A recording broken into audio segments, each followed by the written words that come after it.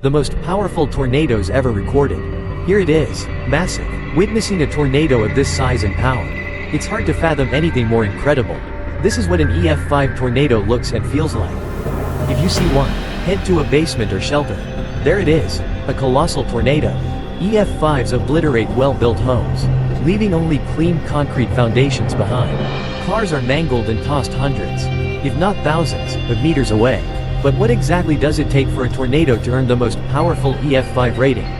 Or what's the difference between EF5 and F5 ratings?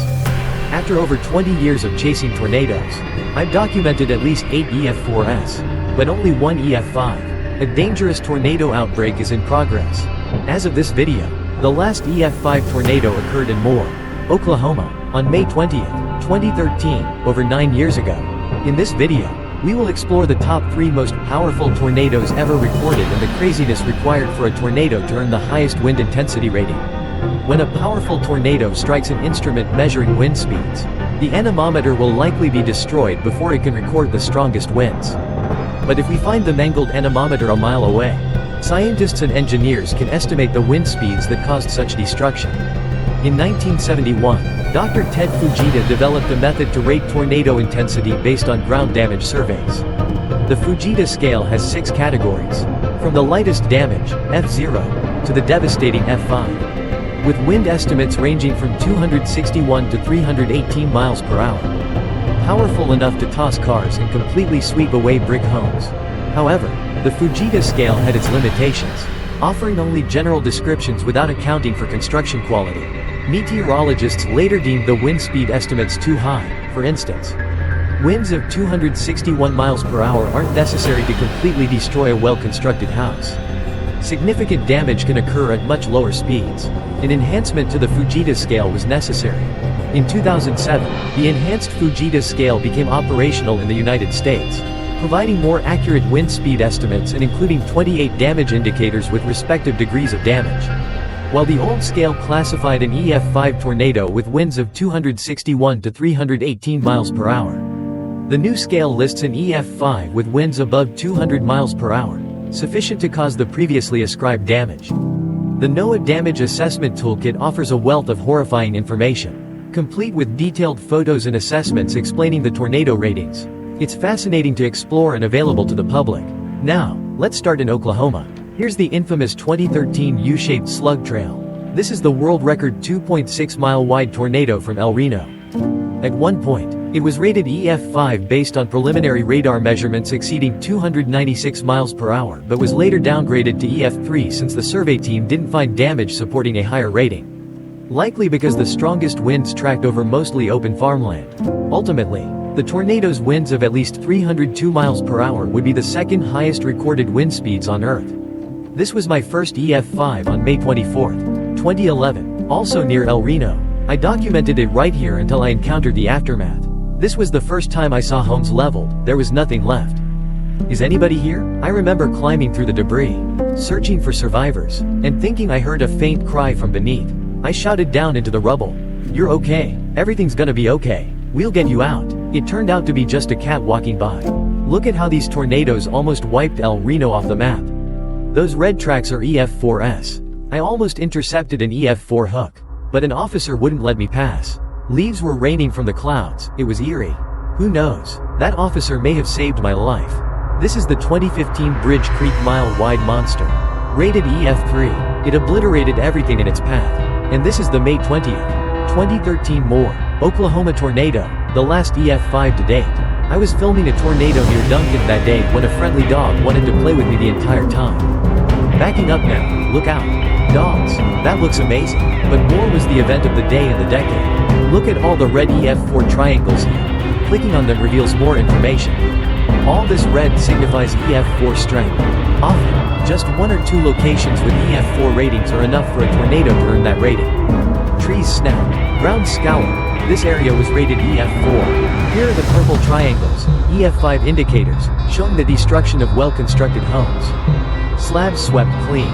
That's how you get an EF5. A well-engineered home completely wiped off its foundation. Look at this former brick home, gone. All around, you can see how the houses were assessed by engineers, revealing that the core of this tornado was a robust EF4. Look how it made a little loop. Maybe that's why there's EF5 damage here. Perhaps it circled back to finish the job. Here are the construction bolts anchoring the house to its foundation. It didn't matter. When an EF5 comes knocking, you need a basement. Can you imagine the horror of this in your neighborhood? Sill plates bolted with nuts and washers. Toenailing of walls noted. I didn't know what toenailing meant, so I looked it up and got creeped out, like you do. I think toenailing means nailing rails to baseboards, driven in at a 45-degree angle, while holding the rails with your toes. You can crawl through the aftermath of these tornadoes and see their destruction. If builders cut corners and the house wasn't bolted to the ground or engineered well, it only earns an EF4? That's where this nightmare ends. On May 3, 1999, a notorious F5 tracked from Bridge Creek through Moore, Oklahoma, destroying thousands of homes and businesses, killing 36 people. This tornado recorded the highest winds ever measured on Earth, with mobile Doppler readings of approximately 302 miles per hour. This is the only place on Earth where an F5 and an EF5 have crossed paths. In addition to being the widest tornado ever recorded, El Reno 2013 is also a contender for the highest winds measured, with radar-measured velocities. Number 3 is the El Reno 2011 EF5, with likely maximum wind speeds at 295 miles per hour. I recorded the moments when the University of Oklahoma's RAX pole radar collected data. Oh my god, this thing is nasty. Looking at all this is like flipping through a scrapbook of my life. I've seen so many of these tornadoes. Here's the Katie Winwood EF4 from 2016. I had to call the bank to ask how to pronounce the town name, Winwood or Winniewood. She said, Winnie Wood, thank you. Right after that tornado, I documented the massive EF3 in Sulphur, Oklahoma, with Doppler readings exceeding 200 miles per hour but still rated EF3. I remember thinking it should be an EF5. The clouds were spinning so fast, it was massive. Remarkably, nobody died in that tornado. This must be the toenailing. It looks like a solid anchor. I'm unsure why it got an EF3, but engineers often can't reach the damage site right away, and a lot of cleanup has already begun by the time they arrive. This is what an EF3 does to trees. You okay, cow? You alright? You hungry? Have some food. Not too upset by this. Are you? Let's measure this tornado. It was 16.6 miles long and at its widest point, about 1.37 miles wide. Now, let's go to Kansas for a bit. Here's the rain-wrapped EF4 from Lawrence, Kansas. In 2019, my team was far west that day, scoring the amazing Tipton, Kansas tornadoes. Thanks to Skip and Anton's forecasting. Look at the loopy track. Daniel Shaw reminds me that I missed this one, but I caught this Abilene Chapman EF4 from 2016, which was on the ground for 90 minutes without any fatalities.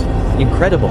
Just a reminder, EF5s and F5s make up only 0.1% of rated tornadoes in the US between 1950 and 2007. Only 50 tornadoes were rated F5, and since February 2007, only 9 have been rated EF5. Outside the US, Canada has seen 1 F5, while France and Germany have each had 2, Italy at least 1, and even Russia has experienced an F5 tornado.